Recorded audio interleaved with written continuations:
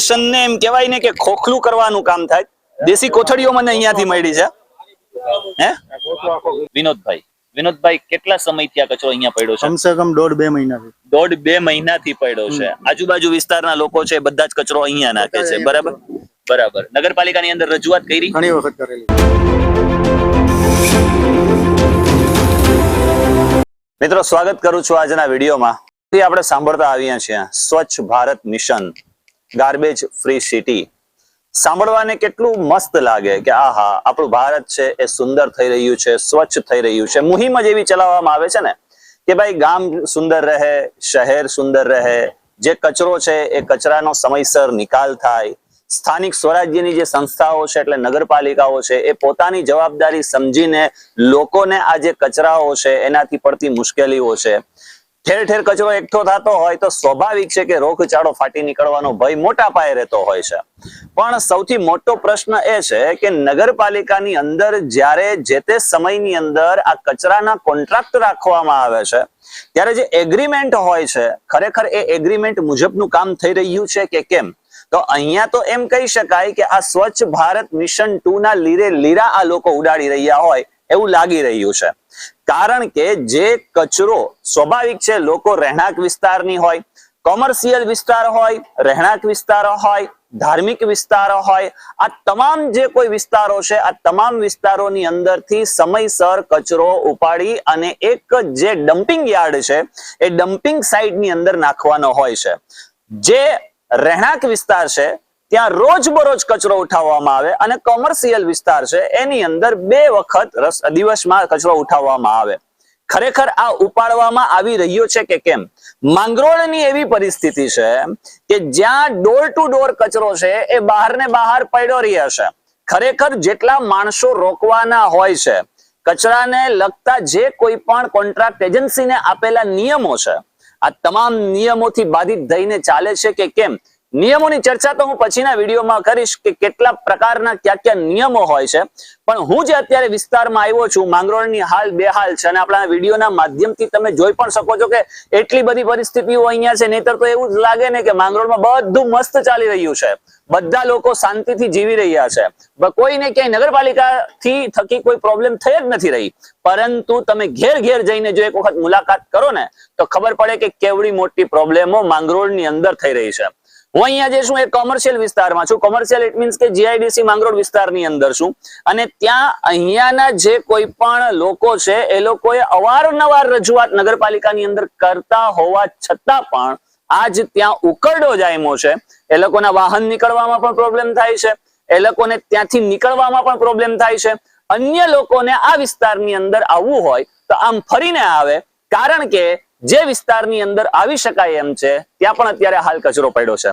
પહેલા હું તમને એ વિસ્તાર બતાવી દઉં અને ત્યાર પછી અહીંયાના ભાઈઓ સાથે પણ વાત કરીએ તો આપણને વધુ ખબર પડે. આવો મિત્રો, આ તો ખાલી એક વિસ્તારની મુલાકાતે આવ્યો છું. એવા તો ઘણા બધા લોટ્સ ઓફ ફોન કોલ્સ આવતા હોય છે કે નિઝામ સર અમારા વિસ્તારની અંદર એટલા પ્રમાણે આ એટલો બધો ઉકરડો જામ્યો છે. કચરો એટલે ઘન કચરો હોય, શાકભાજી હોય, ગાભા હોય, અમુક પ્રકારનો જે ફાઈબરનો કચરો છે એ ફાઈબરનો કચરો પણ આજ તો નથી ઉઠાવવામાં આવી રહ્યો એવી પણ ક્યાંક માહિતી મળે છે. પરંતુ તમે જોઈ લો કે અહીંયા કેટલા બધા પ્રકારે લાકડા પડ્યા છે, ત્યાર પછી અહીંયા ગાભા પડ્યા છે, પાંદડા પડ્યા છે, શાકભાજીનો કચરો છે અને અહીંયા આ કચરાને બાળી નાખવામાં આવ્યો છે. બરાબર. હવે તમે જોઈ શકો છો કે અહીંથી માંડીને અહીંયા સુધી આ એટલો વિસ્તાર એમને પડ્યો છે.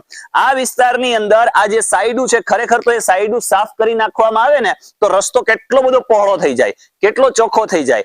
આવજાવ કરતા વ્યક્તિઓને, આવજાવ કરતા વાહનોને કોઈ પ્રકારની તકલીફ ના થાય. પણ તમે જોઈ લો કે અહીંયાથી અહીંયા સુધી આ એટલા વિસ્તારની અંદર આ કાચ અહીંયા સીસુ પડ્યું છે, ત્યાર પછી અહીંયા બેરલો પડ્યા છે.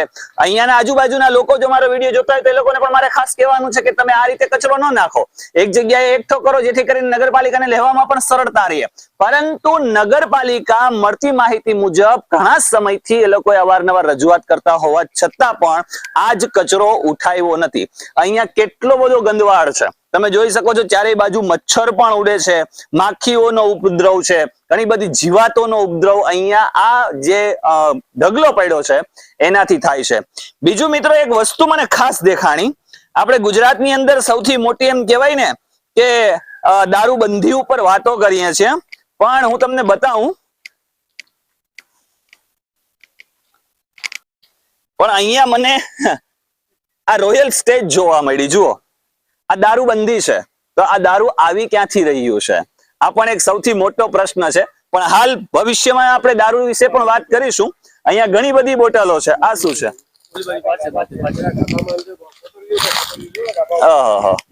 અને દેશી કોથળીઓ પણ પડી છે. જુઓ, કેમાં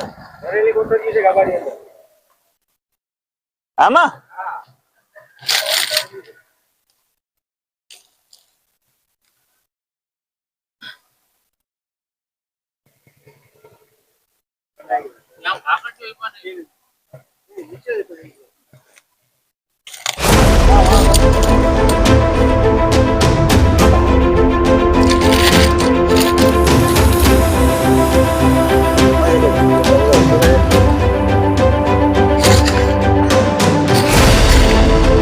નથી.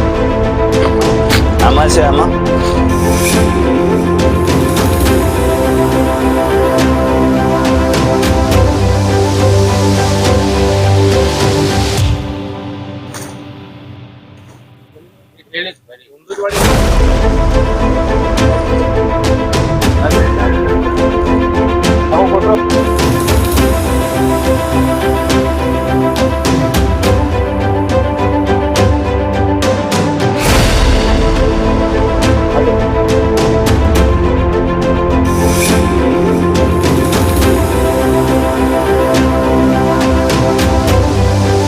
હું આવ્યો તો કચરા માટે, પણ તમે જોઈ શકો છો કે અહીંયા આ જે દેશી દારૂ છે, આ કોની રહેમ રાહે આ દેશી દારૂ અહીં વેચાય છે?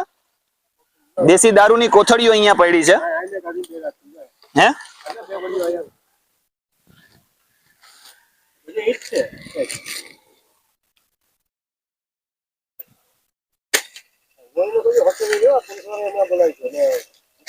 પણ તમે જોઈ શકો છો કે અહીં દેશી કોથળીઓ, આ યંગ જનરેશન ને એમ કહેવાય ને કે ખોખલું કરવાનું કામ થાય.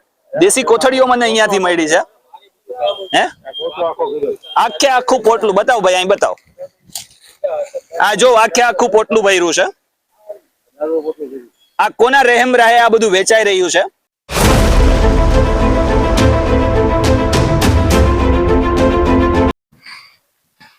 મિત્રો, આ ઉકરડાના કારણે અત્યારે ગાડી પણ નથી નીકળી રહી એવી પોઝિશન છે.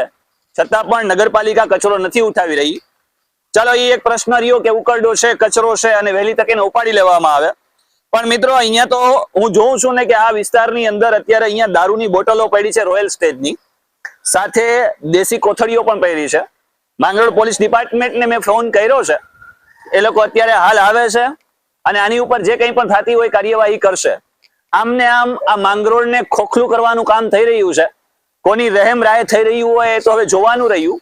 પણ હવે પછીથી આ કોઈ પણ કાર્ય, આ ગુનાહિત પ્રવૃત્તિઓ છે, એ માંગરોળની અંદર તો એટલીસ્ટ હાથ ના ધરાય, એ જોવાનું કામ તમામ લોકોનું છે.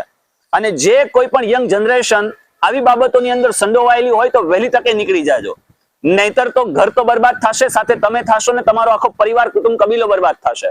કચરાની અંદર આ એવડો મોટો બાચકો કે જેની અંદર એટલો બધો દારૂ ભર્યો છે, એટલે કે તમે અગાઉ પણ એક લઠ્ઠાકાંડ થયો તો ખ્યાલ હશે તમને બધાને, કદાચ સાંભળ્યું હશે. સેમ આપણા માંગરોળની અંદર ક્યાંક લઠ્ઠાકાંડ થવાનો ભીતિ હોય ને, એટલો બધો દારૂ અહીંયા છે, તમે જોઈ લો. અને છપાયડો પણ ક્યાં છે? આ જે ઉકરડો છે ને, એ ઉકરડોની અંદર જેટલા પણ ગાભા પડ્યા હતા એની નીચે આ બાચકો પડ્યો હતો, જેથી કરીને કોઈને શંકા પણ ન જાય અને એ જે તે વ્યક્તિ સારી રીતે એનું વેચાણ કરી શકે.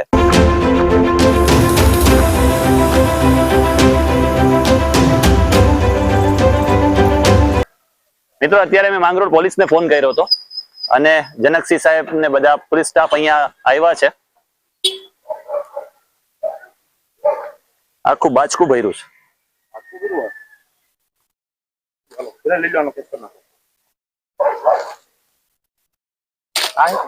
ને આ હું રહ્યું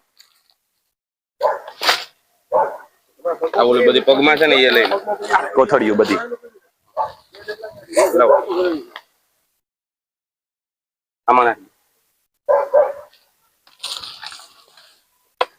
ગુનેગાર કોણ છે, ગુનો દાખલ થઈ? કેમ કે હું આવ્યો તો અહીંયા આના માટે કરીને, અહીંયા જોયું ને મેં તો આની અંદર બાચકો પડ્યો હતો અને એની અંદર એ છપાડેલું હતું. હવે કોનું છે તપાસના કામમાં બરાબર ખાસ તપાસ કરો ને આ જે કોઈ પણ વ્યક્તિ હોય ને એના ઉપર ગુનો નોંધો, કેમ કે આ બહુ હાલત આ ખોખલું કરી નાખ્યું માંગરોળ આખા ને. એ તો ન્યા થઈ જાય બીજું વાત. જે કોઈ પણ હોય સાહેબ સંડોવાયેલો એ બધાને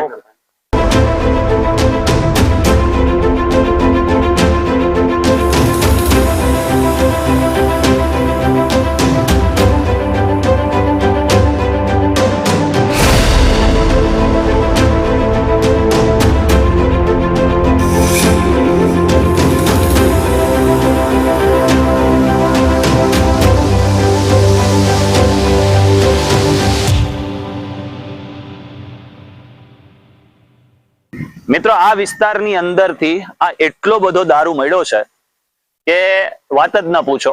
આખો બાચકો ભરાયેલો હતો. આવા તો કેટલા વિસ્તારની અંદર જ્યાં જો કોઈ આવું કાર્ય હોય, તમારી ધ્યાને આવતું હોય તો ચોક્કસ મને પણ મેસેજ કરો, કારણ કે આ યંગ જનરેશનને, આ સમાજને આ ખોખલું કરી રહ્યું છે. આ જે દારૂ છે, આ જે આટલી બધી બોટલો ને અહીંયા તો આ બધું માંગરોળની અંદર આવે છે, તો આવે છે ક્યાંથી? આની ઉપર કડક ને કડક કાર્યવાહી થવી જોઈએ અને ભવિષ્યની અંદર આ જે કોઈ પણ આની સાથે સંડોવાયેલા છે એ હવે પછીથી આવા કાર્યો ન કરે એ ખાસ કરીને ધ્યાને રાખવું જોઈએ. હવે મિત્રો વાત કરું, શું નામ છે આપનું? શું કરો છો અહીંયા આ વિસ્તારની અંદર? તમારું ગેરેજ છે. શેનું ગેરેજ છે? ખટારાનું ગેરેજ છે. અને તમારો પ્રશ્ન શું છે? કચરાનું લઈને. કેટલા સમયથી કચરો પડ્યો છે? એક મહિના દિવસથી પડ્યો છે. તમે નગરપાલિકાને જાણ કરી હતી? શું કીધું? કે આ 2 દિવસમાં ઉપાડી લેશું. બરાબર. તમારું નામ શું છે? વિનોદભાઈ.